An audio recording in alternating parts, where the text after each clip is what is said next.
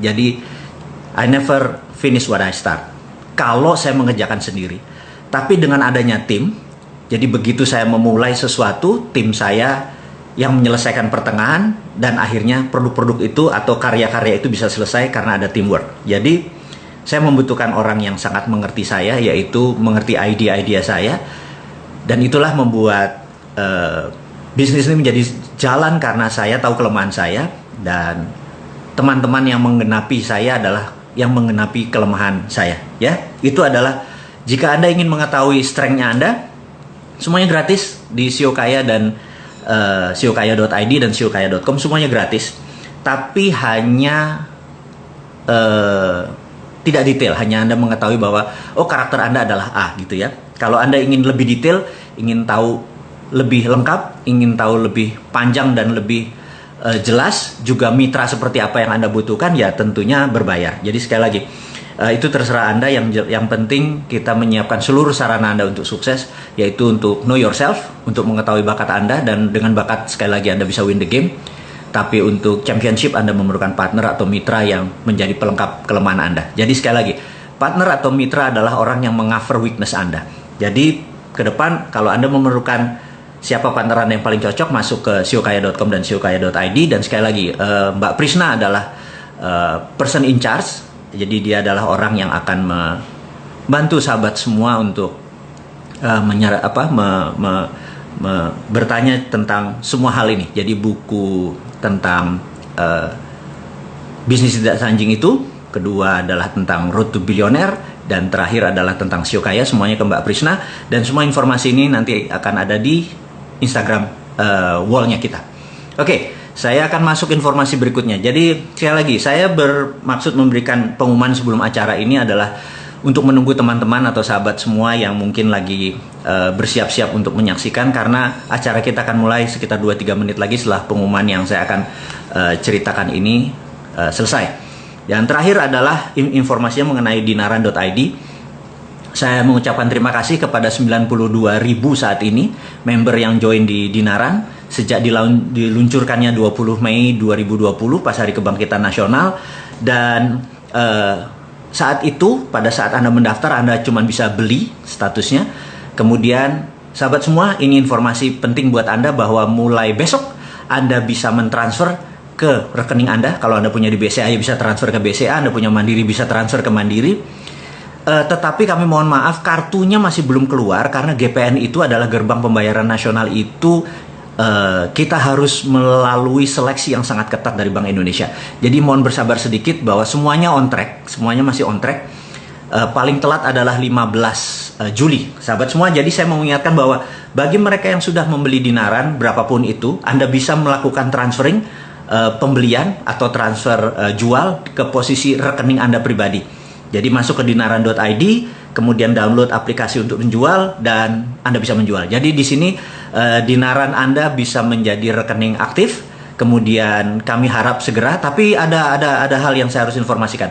Begini, kalau Anda transfernya ke ATM BCA Anda atau Mandiri Anda atau rekening manapun, akan ada biaya charge sekitar 10.000. Tetapi nanti kalau ada kartu Dinaran, di mana kartu Dinaran ini ATM-nya bisa dipakai di seluruh GPN atau gerbang pembayaran nasional, di seluruh ATM dan di seluruh edisi, itu tidak ada biayanya. Sekali lagi kami mohon maaf karena kartunya belum jadi, tetapi Anda sudah bisa melakukan transfer ke rekening Anda. Jadi kalau Anda merasa emas Anda sudah cukup profit, kalau mau transaksi silahkan. Tapi kalau Anda mau menabung, sekali lagi, kalau Anda mau menabung di rupiah Anda, sekali lagi ini bukan sekedar membeli emas, tapi rupiah Anda sekarang punya underlying emas. Rupiah Anda adalah backed by gold. Kalau dulu rupiah Anda floating nggak karu-karuan, tidak ada jaminan emasnya, maka saat ini rupiah Anda ada backed by gold. Jadi kalau saat ini misalnya biaya kuliah adalah 50 juta, misalnya ya 50 juta adalah sekian gram emas, bahwa 10 tahun lagi anak Anda atau 15 tahun lagi anak Anda kuliah, emasnya gramasinya sama, tapi percaya saya rupiahnya mungkin udah 100 juta gitu ya untuk 5 tahun kuliah dengan biaya untuk 4 tahun kuliah dengan biaya ongkos-ongkos yang lain sebagainya. Jadi kalau Anda menabungnya ini dengan Dinaran, rupiah Anda akan tumbuh juga bersama menguatnya nilai emas. Itu adalah informasi sedikit tentang dinaran.id. Jadi sahabat semua, kita akan masuk ke topik kita. pelan-pelan dulu ya, sabar. Kita banyak hal yang harus kita bicarakan, bahwa nomor satu saat ini pemerintah sudah mengeluarkan 700 triliun, mendekati 700 triliun untuk perang melawan COVID. Angka ini cukup luar biasa, dan sekali lagi agak sedikit deg-degan saya waktu ditanya 700 triliun itu kemana aja. Mudah-mudahan Anda mendapatkan bagian dari keuntungan atau bagian dari proyek 700 triliun ini. Kalau nggak nemen, ini kemana ya duit itu ya? Tapi saya nggak mau mempermasalahkan kemana panjangnya, cuman pernyataan dan pernyataan kritis aja. 700 triliun itu mudah-mudahan perang lawan COVID-nya menang. Nggak setiap hari nambah 1.000 orang yang terpapar gitu ya. Kemudian ada lagi informasi mengenai BUMN. Kita tahu BUMN meminta suntikan 150 triliun yang membuat kita semua agak shock gitu ya. Bukannya 5 tahun ini BUMN ini lagi panen-panennya, proyek infrastruktur dan lain sebagainya banyak. Dan duit itu udah ribuan triliun, bukan ratusan triliun lagi, ribuan triliun masuk dalam 5 tahun terakhir. Kok BUMN masih minta suntikan lagi yang 150 triliun gitu ya. Jadi saya merasa ada apa sih ngelola negara ini kok ribet bener gitu ya. Udah gitu kita yang UKM ini, usaha kecil dan menengah ini kayaknya nggak dapat bagian apa-apa gitu ya. Kenapa nggak 150 triliunnya itu untuk UKM gitu ya, untuk kita ini, sehingga proyek-proyek kita yang saat ini karena COVID dan kita udah lepas PSBB dan kita ingin take off ini ada modal lah seenggaknya. Kemarin kan kita 3 bulan tuh kering gitu ya. 150 triliun kalau buat bantu UKM rasanya lebih cepat take off-nya daripada buat bantu BUMN. Tapi sekali lagi ada beberapa orang yang berpendapat bahwa BUMN itu kan punya negara gitu ya. Jadi harusnya bantu BUMN. Sahabat semua, saya cuma mau nanya aja, BUMN itu kalau dipegang swasta, percaya saya, dividennya bisa 4 kali lebih besar daripada dipegang oleh direksi-direksi BUMN yang saat ini memegang. Bukan karena dia tidak jago, tetapi karena BUMN itu setiap 5 tahunan kan ganti direksi, jadi ganti platform, ganti grand plan, desainnya diganti, terus apa-apa yang memulai dari nol itu nggak akan cepat gitu ya. Sementara kalau si sektor swasta kan semuanya go through atau terus aja gitu segala macam. Jadi BUMN di Indonesia ini kalau sekali nilai, kalau nggak salah sekarang kalau di audit, di revitalisasi nilainya di audit itu sekitar 8.000 triliun. Dan saya mohon maaf kalau 8.000 triliun itu kan kira-kira 70 billion dolar gitu, benar nggak? Dan angka itu sebenarnya nggak luar biasa, karena GE, General Electric di Amerika, perusahaan-perusahaan di Wall Street atau Alibaba dan lain sebagainya, itu asetnya bisa 10 kali dari BUMN, dan tidak menteri loh yang menjadi pemimpinnya. Swasta biasa saja gitu, tidak harus menteri, tidak harus ada yang bukain pintu, tidak harus disapa, tidak harus dihormati gitu ya, karena strukturnya birokrasi sekali. Dan keuntungan GE, keuntungan dari Alibaba, keuntungan dari Amazon, keuntungan dari Microsoft dengan nilai yang sama dengan BUMN itu nilainya bisa 4-5 kali lebih besar dari BUMN. Jadi kesalahannya di sini bukan pada BUMN-nya, kesalahan di sini ada manajemennya. Karena itu saya sangat mengusulkan dari dulu adalah BUMN yang jangan di bawah kementerian, di bawah ke bisnis seperti biasa saja. Jadi tidak ada golden boy, tidak harus dimanja, tidak minta 150 triliun, tidak minta uang dari APBN, tidak minta uang dari pajak rakyat, kita dipecuti, kita dipajaki, baru bergerak sedikit kena pajak, sekarang online mau kena pajak gitu ya. Terus yang di atas cuma minta duit gitu ya. Saya merasa kita tidak diperhatikan UKM ini. UKM ya sekali lagi, buktinya kalau kita bergerak susah banget, tetapi kalau yang di atas tuh kalau minta duit kayaknya asik banget gitu ya. Dan kita tahu berikutnya itu tentang curhat sedikit tentang BUMN hanya untuk pernyataan-pernyataan kritis. Tapi begini, sahabat semua, saya cuma mau mengingatkan bahwa saya dididik dengan alat Jawa. Jadi saya mohon maaf kalau banyak sekali terminologi saya menggunakan istilah Jawa, terus pelajaran-pelajaran saya menggunakan pelajaran Jawa. Karena mungkin akar budaya saya memang Jawa, jadi sekedar mengingatkan aja. Jadi kalau di kampung saya dulu, mbah saya atau ayah saya yang bukan orang berkedudukan selalu mengingatkan kalau kamu berbuat baik jangan harap pujian karena wayai ngono gitu ya, ngerti ya? Kalau Anda berbuat baik jangan harap kok aku berbuat baik nggak dapat pujian gitu. Semua orang itu harus berbuat baik, dan berbuat baik jangan harap pujian karena wayai ngono, harusnya memang begitu. Tapi kalau berbuat buruk atau ada orang yang berbuat buruk, Anda harus kamplengi, diingatkan, dan selalu habis ngamplengi harus nyangoni. Ini harus diingat ya, jangan sekedar ngamplengi doang, kamu salah terus nggak nyangoni gitu ya. Anak kita salah misalnya, kamu salah nak, ini yang benar. Jadi abis ngamblengi nyangoni gitu ya. Jangan kayak kritikus-kritikus di seberang sana gitu, apalagi hater-hater cuman mengkritik doang nggak kasih nyangoni. Jadi Bosman penipu, udah sebatas itu gitu ya, nggak nyangoni. Yang benar tuh kamu nggak nipu gini gitu, nggak ada tuh. Itu terlihat makomnya memang bukan makom orang manusia normal gitu, makomnya memang di bawah. Jadi manusia normal itu kalau benar tidak harap pujian, karena wae ngono. Kalau salah kita terima kita terima dikamplengi atau kita ngamplengi, kewajiban kita. Tapi kita harus nyangoni atau memberikan nasihat atau solusinya. Jadi kalau kita ngamplengi pemerintah, BUMN ini begini loh, kamplengi. Tapi terus kita nyangoni, cara nyangoninya lepas BUMN keluar dari perusahaan BUMN keluar dari kementerian, sehingga BUMN menjadi perusahaan biasa seperti Temasek atau Kasana, sehingga dia adalah big corporation. Jadi lebih lincah, nggak pakai APBN, nggak harus diintervensi sama pemerintah atau pejabat atau koruptor-koruptor di gedung kura-kura. Saya juga heran kenapa DPR pusat itu gedungnya kura-kura ya, gerakannya jadi males gitu ya. Oke, ini gosip lagi. Baik. Kemudian saat ini dana kas negara sangat tipis karena kemarin waktu harusnya pajak didapat di bulan Maret digeser dan lain sebagainya. Negara dalam keadaan berat. Kita harus tolong, sekali lagi, negara dalam keadaan berat. Pak Jokowi yang hari ini ulang tahun juga pasti lagi gemeteran karena beliau juga tidak mudah mengelola negara ini. Karena banyak sekali intrik-intrik ya. Seperti ada sekelompok orang yang ingin menggantikan istilah Pancasila menjadi satu sila. Saya nggak ngerti kenapa Pancasila. Pancasila itu adalah darlingnya dunia. Pancasila itu hanya dimiliki bangsa besar. Bayangin, 5 hal besar Pancasila tuh gabungkan. Pancasila itu kalau dalam bahasa Inggris, kita Pancasila memang bahasa Indonesia. Kalau di bahasa Inggris sila pertama adalah believe in God. Percaya dengan Gusti Allah, percaya dengan Allah, percaya dengan kekuatan Sang Maha Tunggal tadi. Kedua, humanity, kemanusiaan, ya kan? Humanity. Ketiga, nationality. Kita ini bukan globalis. Globalis tuh oportunis itu yang menyatakan bahwa dunia ini ada seperti ini. Enggak, kita nationality itu 3. Keempat adalah demokrasi, kita bermusyawarah. Demokrasi itu adalah akar bangsa kita. Kemudian kelima adalah social justice. Jadi kelima hal itu ada semua di Pancasila. Dan kalau itu dijalankan, semua bangsa ngeri. Amerika, Cina yang dibangga-banggakan sama berapa pejabat di Indonesia ini ngeri kalau Pancasila itu dijalankan. Makanya untuk menggembosi bangsa Indonesia, 5 sila itu dibubarin aja jadi gotong royong gitu ya. Saya bilang ini gila, saya bilang kayak gitu. Dan sekali lagi, Pancasila sudah selesai.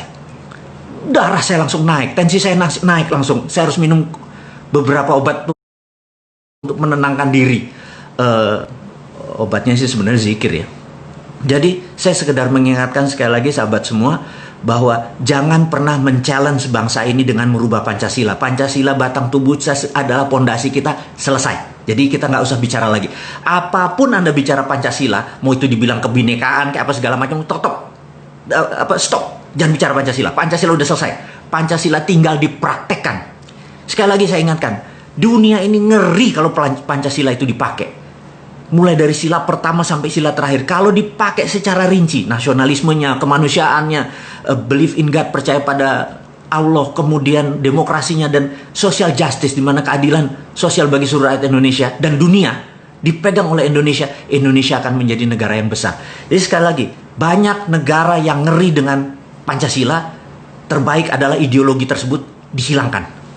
Tapi sekali lagi, saya secara aku pribadi, saya di garda terdepan untuk mempertahankan Pancasila dengan satu kalimat. Stop bicara Pancasila. Apapun itu, entah nanti dia ganti nama. Kalau RUU HIP nanti diganti nama, itu akal-akalan aja. Kita harus mengingatkan negara, selesai. Mengingatkan pemerintah, selesai. Mengingatkan DPR, selesai. Gitu ya. Kita nggak bicara lagi tentang Pancasila. Pancasila sudah selesai. Gitu. Nah, kemudian sahabat semua, siapa di sini dari semua sahabat saya yang ingin Indonesia seperti Dubai? Anda tahu, Anda boleh cek sekarang di YouTube, lihat Dubai 40 tahun yang lalu. Dia cuman gurun rata gitu ya. Kemudian kenapa Dubai saat ini bisa segitu besar dalam 40 tahun? Anda gampang deh, Anda di YouTube kan pada saat ini kita lagi banyak waktu cukup untuk melihat YouTube. Lihat deh rumah-rumah di YouTube, rumah-rumah di Dubai, rumah-rumah mewah yang ada di di wilayah Dubai tadi. Dan itu terjadi kurang dari 40 tahun. Gedung-gedungnya, sarananya, dia membangun demikian dahsyat dan makmur seluruh rakyat. Apa yang dilakukan? Anda pasti bingung, mau diapain? Kok bisa? Kemudian Uni Emirat Arab, ya, mau ke Qatar atau ke Cina deh. Anda kalau tahun 90-an ke Cina, sama Cimahi aja gedean Cimahi. Anda tahun 90-an ke Cina, Bogor mau jauh, Bogor lebih gede gitu ya. Tahun 90-an. Tapi 2015 ke atas Anda ke Cina, ke Tiongkok sana, Anda bingung. Karena dulu kota yang namanya Shenzhen yang gedenya cuma segede Cimahi itu sekarang sudah segede Jakarta gitu ya. Kok bisa dalam 20 tahun China membangun negaranya segitu besar? Jadi ada 3 negara yang kita mau diskusi kali ini. Dubai, Uni Emirat Arab, dan Tiongkok. Jadi yang 2 hal dulu yang saya mau diskusikan. Jadi Dubai menggunakan SWF atau Sovereign Wealth Fund. Sovereign adalah kedaulatan. Uni Emirat Arab UAE pakai Sovereign Wealth Fund gitu ya. Dan langkah ini ditiru oleh Saudi Arabia. Saya ingin mengingatkan bahwa untuk membuat bangsa ini besar, saat ini kita tahu Pak Jokowi masih punya 4 tahun lagi, dan ini kesempatan untuk menggunakan kekuatan Sovereign Wealth Fund. Saya tahu bahwa banyak sekali pejabat yang ngeri kalau SWF ini dipakai. Ngeri karena Amerika mendadak jadi takluk sementara dia mengiblat ke Amerika. Ngeri karena Cina nanti takluk dengan Indonesia sementara dia mengiblat ke Cina. Sementara followernya Bosman dan saya secara pribadi mengingatkan, fuck Amerika, fuck Tiongkok. Jelas ya kalimatnya ya. Kita harus bangga dengan bangsa Indonesia dan kita berangkat dengan Sovereign Wealth Fund. Bagaimana itu? Saya mau ceritakan sedikit. Sovereign Wealth Fund adalah menggunakan kekuatan sovereign. Apa yang sovereign kekuatan nasional kita? Kita lompat sebentar. Saudi Arabia tahun 2030, rencananya tahun 2030, tapi kayaknya akan dimajukan ke tahun 2022. Saudi Arabia tahu bahwa cadangan minyaknya dan cadangan gasnya akan musnah 40 tahun dari sekarang. Jadi apa yang terjadi kalau Saudi minyaknya habis? Sementara Saudi Arabia adalah mendapatkan uangnya dari petrodolar, alias petroleumnya menghasilkan dolar. Jadi dia adalah negara yang disebut petrodolar country. Sahabat semua, jadi begitu cadangan minyak dan gasnya habis, negara tersebut bisa menjadi negara paria atau negara gagal, fail state atau negara setengah gagal, paria ya. Fail state, terus ada negara gagal. Nah, ingat Nauru. Nauru adalah sebuah negara. Mulai kalau sahabat Bosman ini kalau ditanya Nauru, kepalanya mendarat di mana tuh Nauru gitu ya. Nauru itu ada di Polinesia. Jadi di sahabat kita ada 5 provinsi seperti Ambon, Flores, kemudian Papua itu adalah dari Melanesia gitu ya. Ujung Melanesia ada sebuah negara namanya Nauru. Nauru itu penghasil P2O5. P2O5 adalah fosfat. Sangat kaya. Dan Amerika, ya ini kurang ajarnya Amerika, itu mengeksploitir fosfat. Tapi negara tersebut begitu dieksploitir, mereka datang dolar begitu banyaknya. Apa yang terjadi begitu tahun 90-an kemarin, P2O5-nya, fosfatnya habis. Negara itu miskin, nggak punya apa-apa. Sekarang dia cuma hidup dari pariwisata. Itulah mengapa sumber daya alam di Indonesia, saya teriak-teriak begitu RUU Undang-Undang Minerba RUU menjadi Undang-Undang Minerba. Saya teriak-teriak tapi nggak ada satupun sahabat saya yang mengerti kenapa saya teriak-teriak. Karena saking bernegaranya itu mungkin kurang terlalu dalam. Ya sudah, saya ngomong lewat video saya ngomong lewat IG ini. Jadi begini, kita menghasilkan nikel, yes. Dan nikel Indonesia itu punya hal yang luar biasa.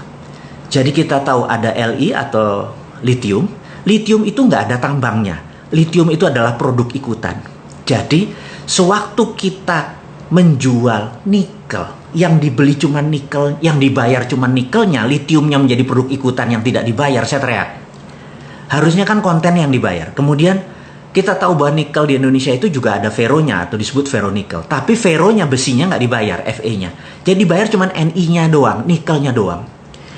Harusnya yang dibayar adalah kontennya, feronya, nikelnya, litiumnya. Tapi sekali lagi, karena mungkin sekali lagi bernegaranya masih kurang paham, masih nggak terlalu banyak mengerti tentang dunia tambang. Jadi begitu nikelnya diangkat, yaudah kita dapat untung dari pajak dari nikel. Dan pabrik di Konawe, pabrik di saya meragukan bahwa itu bisa memisahkan nikelnya dari fero atau memisahkan nikelnya dari litiumnya. Jadi sahabat semua, mohon maaf saya minta ulangi lagi. Suara saya masih jelas ya? Tolong jempolnya, karena saya agak sedikit. Oke, terima kasih. Jadi sahabat semua, kita sudah buat kesalahan waktu Freeport. Ya mungkin ini senior-senior kita, bapak-bapak kita yang usianya sekarang udah 80-70 tahun, buat kesalahan yaitu Freeport yang dibayar cuma kopernya saja. Padahal koper konsentrat tadi kalau dimasukkan smelter, ada goldnya, ada platinumnya, ada uraniumnya, dan itu kita tidak ada untungnya karena yang dibayar cuma koper konsentrat. Saya pikir udahlah, kegoblokan ini jangan diulang lagi. Sekarang nikelnya, feronya nggak dibayar, litiumnya nggak dibayar. Saya bukan anti pemerintah, saya cuman perbuatan yang merugikan bangsa dan negara, saya cuma mau bunyi. Jadi ke depan, feronya harus dibayar juga, litiumnya harus dibayar juga. Jadi waktu pabrik dibangun itu, saya minta, itu kan pabrik nikel. Apakah nikel doang yang dikirim? Enggak. Litiumnya keangkut, nggak dibayar gitu ya. Jadi sekali lagi, itu adalah sovereign kita atau natural resources, aset kita yang kebuang.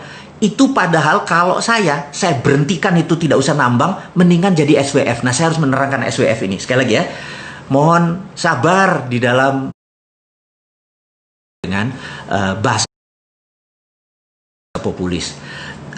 Kembali lagi, jadi Saudi nggak mau seperti Nauru. Kalau jadi seperti Nauru, jadi Saudi akan merubah dari negara petrodolar di tahun 2022, katanya 2030, dia akan menerbitkan SWF, Sovereign Wealth Fund. Aramco akan menerbitkan Sovereign Wealth Fund. Nilainya adalah 2.000 billion atau 2 triliun dolar. Itu banyaknya minta ampun, gitu ya. Nah, dia akan majukan, dia ambil, jadi misalnya gini, ini contoh aja. Cadangan dia nilainya 5.000 gitu ya, triliun, yang 2.000 diambil duluan. Untuk apa diambil duluan? Dia akan membuat Saudi menjadi negara yang disebut service country, negara jasa. Negara jasa itu seperti apa? Negara jasa itu adalah negara yang melayani sektor non-fisik. Jadi jasa keuangan, jasa pariwisata, jasa. Dan property country. Jadi dia akan membangun properti karena dia tahu minyak mungkin hanya 40 tahun lagi. Tetapi yang namanya tamu Allah sampai akhir zaman masih ada. Jadi dia merubah corporate action country-nya dari petrodolar menjadi melayani tamu Allah yang tadinya Ka'bah dan sekitarnya hanya bisa menerima 2 juta sampai 3 juta, sekarang mungkin bisa 10 juta. Sarananya dibesarin. Itu dengan tamu Allah tadi, dia bisa tetap kaya sampai akhir zaman, gitu ya. Nah, itu yang kita sebut sovereign wealth fund-nya diambil untuk merubah country action-nya. Nah, kita juga sama. Dubai, dia tahu sumber minyak dia juga ada limitnya. Kalau digali, modal 10, jual 20, untung 10, itu surplus. Kemudian dia membangun Dubai, nggak kelar dalam 40 tahun. Apa yang dilakukan? Sama, dia terbitin SWF juga, gitu ya, diterbitin SWF juga, sovereign wealth fund. Dia forward, diambil lah di tahun 90-an, diambil ke depan. Itulah yang dia buat bangun Dubai menjadi hub dari Timur Tengah. Jadi hub. Jadi kalau kita mau ke Italia, kita mendarat dulu di Dubai. Kita mau ke Amsterdam, diarahkan mendarat di Dubai. Dia menjadi hub country gitu ya. Secara financial, keuangan di sana dibangun oleh pemerintah Dubai. Secara sarana disiapkan, dan itu semua diambil forward. Nah, sekarang Indonesia bagaimana? Katakanlah kita punya nikel kita diaudit, nikel 1 Indonesia diaudit. Katakanlah nikel kita ternyata semuanya tuh adalah 5 triliun dolar atau 5.000 billion, ternyata gitu ya, ternyata 5.000 billion. Kita ambil 2.000 billion. 2.000 billion itu 10 kali APBN nasional. Lebih kali ya.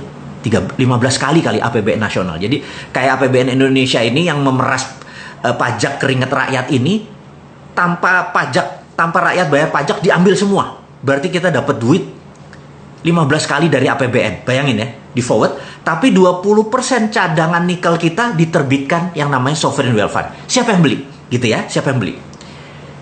Misalnya Singapura mungkin beli nggak? Mungkin. Singapura gimana belinya?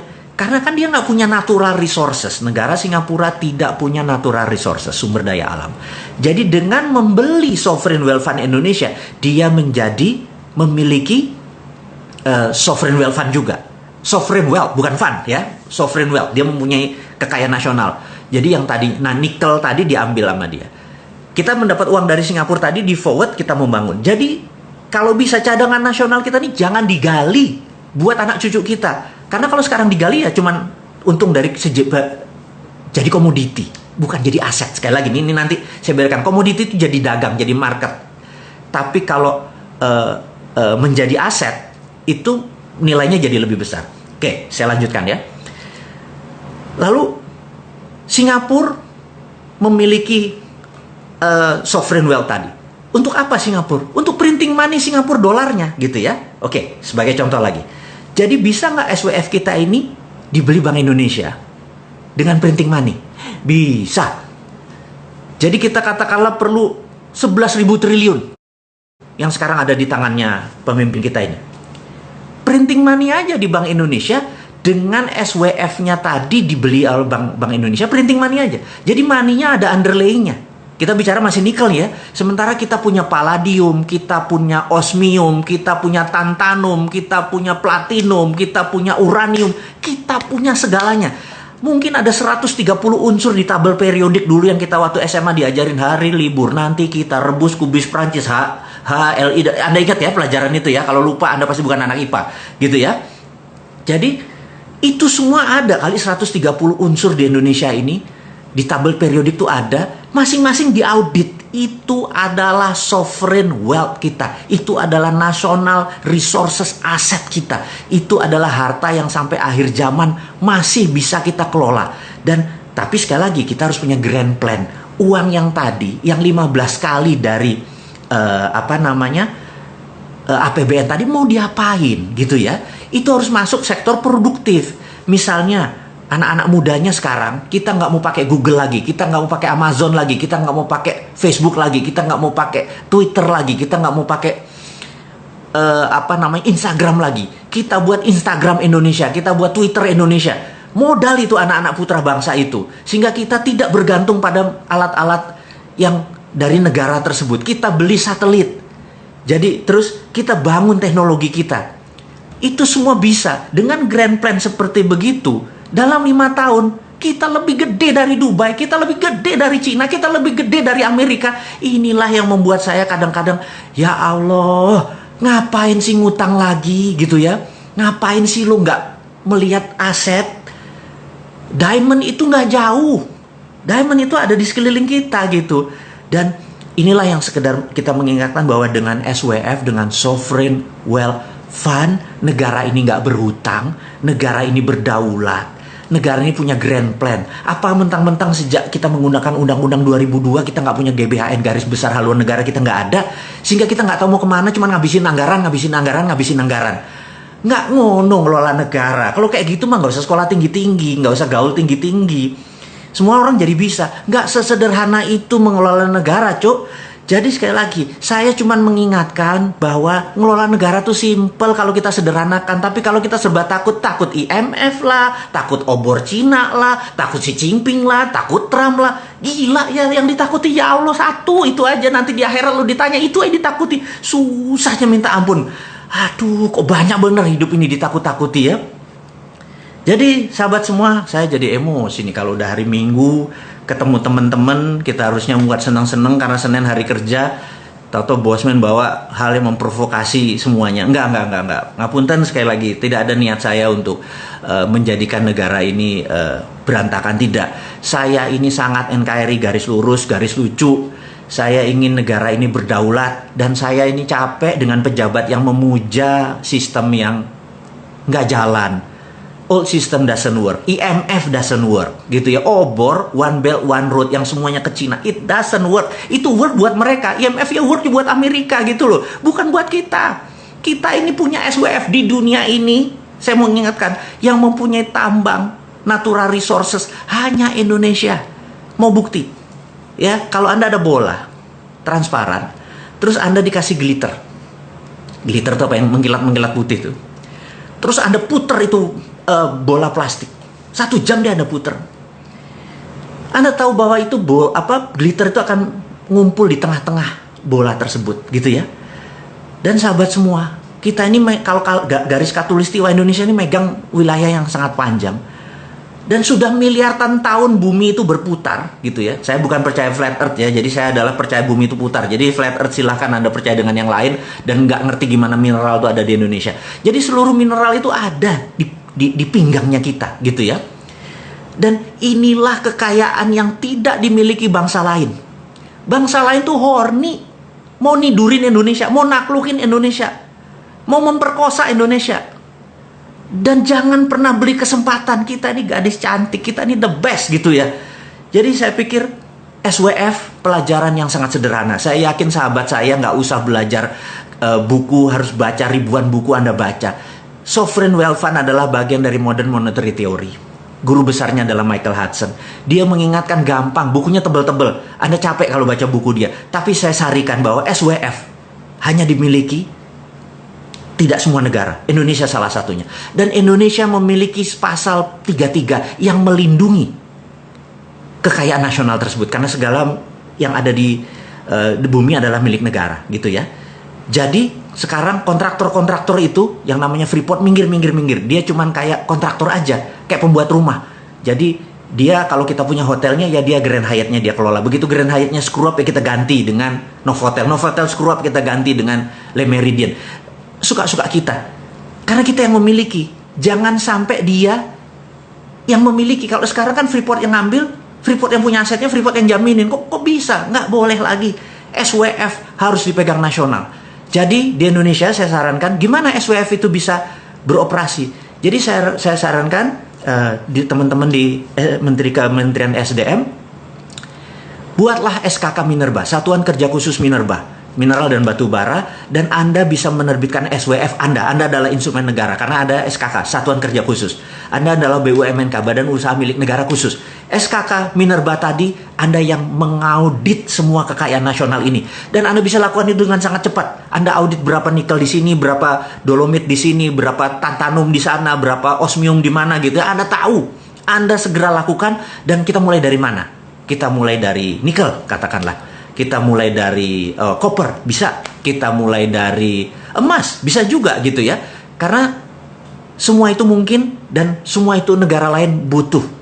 Sahabat semua, mudah-mudahan pelajaran tentang SWF ini bisa menangkap sedikit gambaran bagaimana kita bernegara.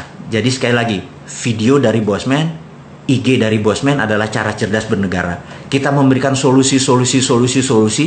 Dipakai nggak dipakai itu bukan tugas kita. Kita sudah mengingatkan. Nanti di akhirat kalau ditanya, ilmumu sudah kamu ingetin, sudah dipraktekin, enggak, bukan urusanmu, gitu ya. Ini juga teman-teman, saya minta, saat ini ada 12.300 sahabat yang menonton acara Bosman ini. Saya harap Anda juga berkontribusi. Sebarkanlah tentang SWF ini. Sebarkanlah bahwa potensi kita ini lebih bisa membuat bangsa Indonesia besar. Jadi Apa yang buat bangsa Indonesia besar? Saya ulangi lagi. Nomor satu, Pancasila. Pancasila ini ditakuti oleh dunia kalau itu dipraktekkan. Kedua, SWF kita. Karena hanya negara Indonesia memiliki natural resources aset yang bisa di forward, kita ambil sebagian di muka. Sekali lagi, syarat waktu untuk diambil itu kita harus punya grand plan-nya. Kita harus punya grand plan-nya dan fokuskan grand plan ini untuk membantu mereka yang di bawah 40 tahun. Lupakan yang seperti saya yang sudah di atas kepala 5 ini. Lupain. Karena sebentar lagi kami sudah nggak ngerti sama kalian yang muda-muda ini. Kalian yang di bawah 40 tahun ini kan 60% penduduk Indonesia. Kalian yang harus mengendalikan. Jangan kalian diperdaya sama orang-orang kayak saya. Kalian harus lebih pinter. Jadi saya hanya memberikan. Bukan untuk saya, untuk Anda. Kalau Anda nggak percaya SWF gimana sih bisa jalanin? Saya nggak percaya itu sama bosman. Nggak apa-apa, Anda pelajari lebih jauh lagi. Gitu ya. Anda perdalam lebih jauh lagi. Anda lebih pinter dari saya. Gitu. Dan semua harus kita lakukan berdasarkan konstitusional. Jadi kita nggak ingin merubah negara ini dengan cara-cara yang tidak konstitusional. Harus konstitusional. Harus produktif. Tidak merusak. Tidak saling menghujat. Biar buzzer aja nanggung dosanya. Karena nanti begitu bosnya udah nggak berkuasa, buzzer ini gue nggak tahu, dikuliti kali ya. Sama yang lain, saya nggak tahu. Kok bisa hidup dengan sesuatu yang akan mengancam jiwanya beberapa tahun lagi gitu ya. Nggak enak banget. Tapi ada loh orang yang memilih kayak gitu, mengejek yang lain, mengejek bangsa sendiri, membelah-belah. Dan nggak bosen-bosen gitu ya. Sehingga saya pikir bangsa ini akan terus terbelah karena yang dipiara yang kayak gitu. Apa yang kita lakukan? Jangan lawan. Kita cuma ngingetin doang. Bos, lu ada umurnya, lu ada batasnya. Suatu hari nggak berkuasa, awas lo ya gitu ya. Bukan gue yang balas. Tapi ada seseorang yang karma versi keseimbangan alam. Sistem punya cara untuk menyeimbangi. Jadi jangan pernah merasa di atas. Dan jangan rendah hati waktu di bawah. Semua itu seru aja. Ambil nikmatnya aja. Ambil indahnya aja gitu ya. Kita harus bergandengan tangan terus sahabat semua. Sekali lagi kita akan menceritakan tentang SWF. Mudah-mudahan kegambar bahwa Dubai, Uni Emirat Arab, sekarang Aramco dengan Saudi Arabianya akan pakai sovereign wealth fund. Dan Anda boleh saya kasih kejutan satu lagi. Saya tahu salah satu cita-cita saya adalah gimana caranya Timur Timur balik ke Indonesia lagi tanpa tumpah darah. Gitu ya. Jadi caranya adalah dengan cara kita memberikan funding.